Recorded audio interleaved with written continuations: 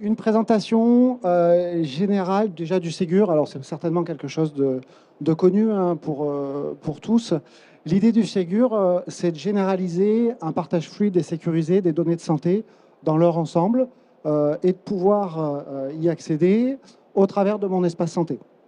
Ce qu'on a déjà bien commencé à faire dans la vague 1, on a publié il y a pas longtemps quelques chiffres et on voit que la courbe s'infléchit et aujourd'hui on est à peu près sur un régime de croisière de 150 millions de documents par an. Voilà, donc on est en train d'atteindre l'objectif de l'alimentation. L'objectif de la vague 2, ce sera plutôt la consultation, ça c'est dans le cadre général. Et du coup, et vous le voyez, c'est un peu plus gros sur cette slide, l'idée c'est pour la radiologie et la médecine nucléaire, bien entendu d'accéder au compte-rendu, ça c'est le couloir RIS, mais aussi donc d'accéder aux images. On avait pris le parti sur tous les autres couloirs d'alimenter en sens montant les documents. Et là, on est plutôt sur quelque chose de distribué.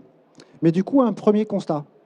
Un constat, c'est qu'il y a encore quelques années, on allait chez le radiologue, et puis on repartait avec un film, et puis un compte-rendu qu'on donnait à son médecin traitant, qu'on donnait à son médecin du sport, ou qu'on regardait chez soi en rentrant.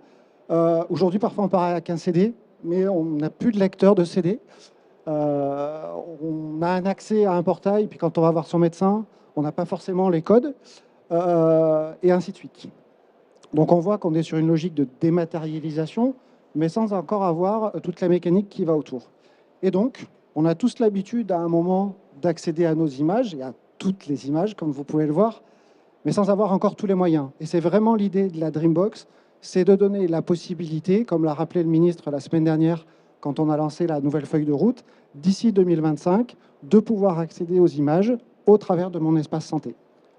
Et donc aujourd'hui, il n'y a pas de partage hein, d'imagerie, contrairement aux autres données médicales. Et donc ce qu'on vous propose, c'est donc d'étendre. Ce projet qui a été co-construit, et j'insiste, avec les professionnels de santé, les radiologues, les médecins nucléaires qui ont énormément, et j'insiste encore, travaillé avec nous pour le construire, va permettre donc d'accéder à ces images qui ne seront pas stockées, je l'ai dit, dans mon espace santé, mais dans chaque service ou cabinet. Et donc le challenge, il est aujourd'hui d'avoir un référentiel national et des pointeurs qui vont aller chercher les images à l'endroit où elles se trouvent.